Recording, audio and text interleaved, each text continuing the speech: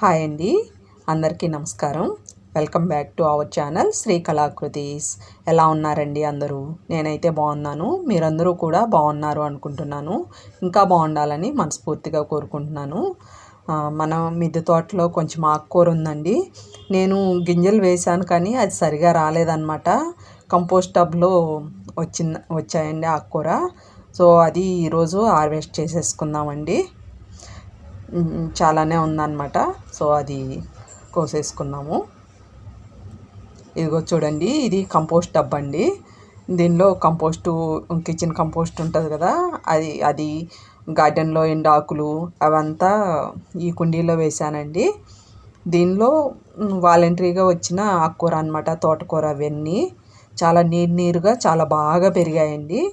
నేను పాత సీడ్స్ ఉంటే టబ్బుల్లో వేశాను కానీ అవి సరిగా రాలేదండి.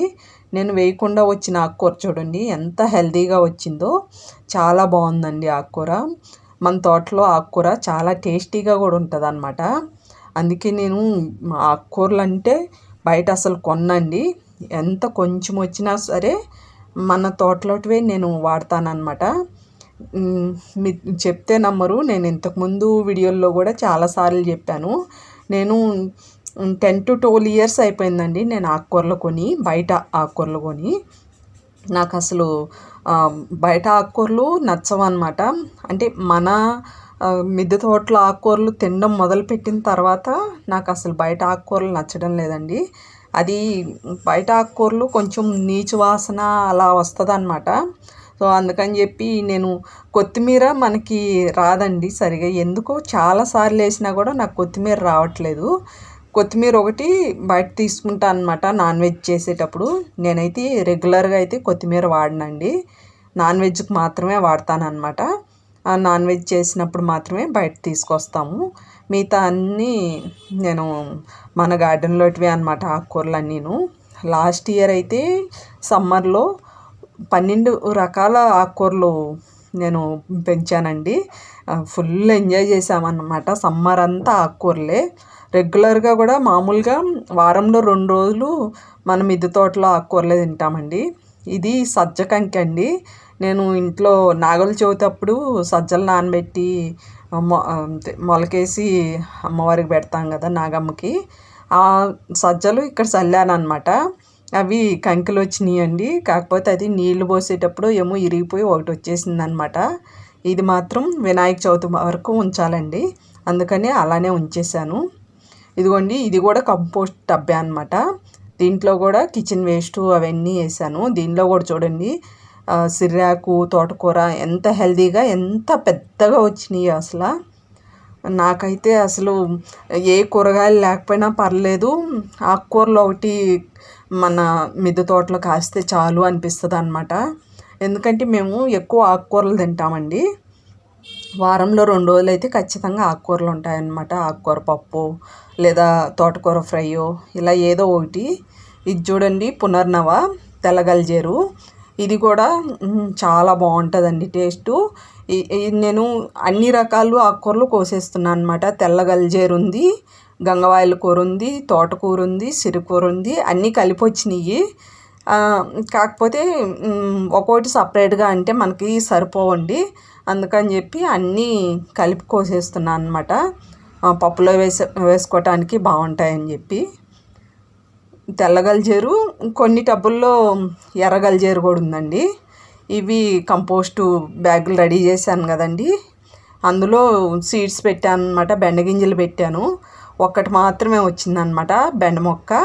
మిగతా అంతా ఈ గంగవాయల కూర, ఈ తోటకూర ఇవే వచ్చినాయండి. సో ఇది బాగా కంపోస్ట్ రెడీ అయ్యేలోపు బెండ చెట్లు కాస్తాయి కదా అన్నట్టు పెట్టాను అనమాట, రాలేదు. సో నేను పసుపుకి ఈ కంపోస్ట్ బ్యాగుల్లోనే పెట్టేస్తానండి. ఇంకా అన్ని కుండీల్లో కూడా కొంచెం కొంచెం ఉందండి తోటకూర. మొత్తం కోసేస్తున్నాను అనమాట. మొత్తం కోసేసి ఫ్రై కానీ పప్పుకి కానీ యూజ్ చేస్తానండి. ఇంకా మన తోటలో అమర్లిల్లీ చూడండి గాలికి ఎలా ఊగుతున్నాయో, ఎంత బాగున్నాయండి. అన్నీ ఒక్కసారిగా పూసాయి. నేను షార్ట్లు కూడా పెట్టాను కదా, చాలా బ్యూటిఫుల్గా ఉందండి. ఇప్పుడు గార్డెన్కి హైలైట్ అవే కనిపిస్తున్నాయి అన్నమాట. చాలా బాగుంది. ఈ స్నేక్ ప్లాంట్ కూడా రీపాటింగ్ చేసామండి. ఇదిగోండి ఎడీనియం కూడా ఫుల్ పూస్తున్నాయండి. సమ్మర్ కదా, చాలా కలర్ఫుల్గా ఉంటున్నాయన్నమాట. ఇంక మొన్న షార్ట్ పెట్టాను కదండి, అదే హైట్ గురించి షార్ట్ పెట్టాను కదా, ఆ కాకతీగ అనమాట, పొట్టు వాళ్ళ తెప్పలని. అది బాగా కాసిందండి, కాయలు బాగానే వచ్చినాయి. కాకపోతే నేను సీడ్స్ కోసమని అన్నీ కోయకుండా పండిపోయేలా చేశాను అనమాట. అందుకని నేను కోసిన రోజు ఒక 5-6 కాయలే ఉన్నాయి. అంతకుముందే నేను సీడ్స్కి పండిన కాయలన్నీ కోసి సీడ్స్ తీసి దాచేసాను అనమాట. సో కొన్ని వెనక పక్క కూడా ఆ సీడ్స్లోనే పెట్టాను. ఇంక ఇవి టమాటాలు పైన ట్యాంక్ దగ్గర ఉన్నాయండి. కాకపోతే ఇవి కూడా టమాటా మొక్కలు కూడా ఏంటంటే నేను నారు పోసి నాటినవి అసలు రావట్లేదండి ఎందుకో మరి. నాకు వాలంటరీగా వచ్చినటివే. ఇంతకుముందు అయితే అసలు ఎరువులో వచ్చినటివి ఎన్ని కాసేవో, అసలు గుత్తులు గుత్తులుగా కాసేవి. లాస్ట్ ఇయర్ వీడియోలు చూస్తే మీకు తెలుస్తుందండి అసలు ఎంత కాసేదో. ఎందుకో కానీ ఈసారి టమాటాలు కూడా సరిగా కాయట్లేదు.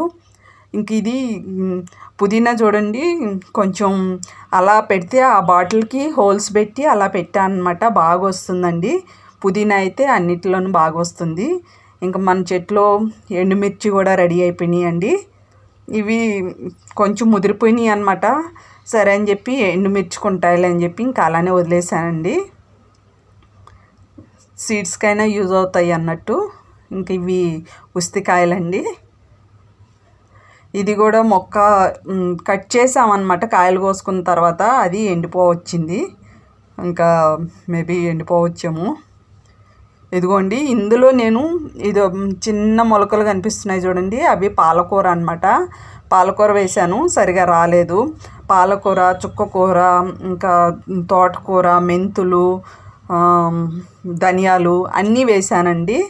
చుక్కకూర కూడా వేసాను, అన్నీ వేశాను కానీ ఏది రాలేదన్నమాట. సో దీంట్లో ఉండేటివి చిన్న చిన్నవన్నీ పీకేసుకొని మళ్ళీ తీసేసి ఊరి నుంచి తీసుకొచ్చిన సీడ్స్ మళ్ళీ ఇందులో వేసాను అనమాట. సో అవి అయితే ఇప్పటికీ చిన్న చిన్న మొలకలు వచ్చాయి. ఇది తీసేసి నేను మళ్ళీ కలిపేసి అంతా ఒకసారి బాగా కలిపేసి కొంచెం కంపోస్ట్ వేసి మళ్ళీ సీడ్స్ వేసానండి. కానీ అవి పాత గింజలు కావడం వల్ల రాకపోయి ఉండొచ్చు ఆకుకూరలు. కానీ నాకు ఎప్పుడూ కొత్తిమీర మాత్రం ఎప్పుడూ రావట్లేదండి. ఎందుకో కొత్తిమీరలో మాత్రం నేను ఫెయిల్ అయ్యాను అనుకోవాల్సిందే. ఏ రకంగా ట్రై చేసినా నాకు రావట్లేదన్నమాట. నానబెట్టి కూడా మొలక కొంచెం వచ్చిన తర్వాత వేసి కూడా చూశానండి, అలా కూడా రాలేదన్నమాట. సో ఇదే లాస్ట్ ప్రయత్నం, వస్తే చూస్తాను లేకపోతే ఇంకా వేయను. ఎవరో అన్నారనమాట, కొత్తిమీర రాకపోతే మళ్ళీ మళ్ళీ వేయొద్దు, మంచిది కాదు అన్నట్టు. సో అయితే అందుకని ఇదే లాస్ట్ అనమాట. ఇంకా మల్లెపూలు కూడా పూస్తున్నాయండి. మల్లెపూలు షార్ట్ కూడా పెట్టాను కదా. షార్ట్లు అయితే నాకు వీడియోలు తీసిన ఎడిటింగ్ చేసి వాయిస్ ఓవర్ ఇవ్వటానికి టైం లేక షార్ట్లు పెట్టేస్తున్నాయండి. షార్ట్లకు కూడా నేను వాయిస్ ఇవ్వకుండానే పెట్టేస్తున్నాను అనమాట. సో ఈ ఆకుకూర అయితే చూడండి ఎంత హెల్తీగా ఉందో, నీరుగా ఉందన్నమాట.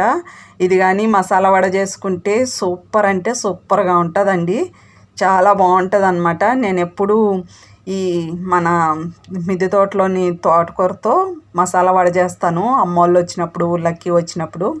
చాలా టేస్టీగా ఉంటుంది అనమాట. సో ఇదే అండి ఇవాళ వీడియో. ఈ వీడియో ఎలా ఉందో మీ కామెంట్ ద్వారా తెలియజేయండి. నచ్చితే లైక్ చేయండి, షేర్ చేయండి, సబ్స్క్రైబ్ కూడా చేయండి.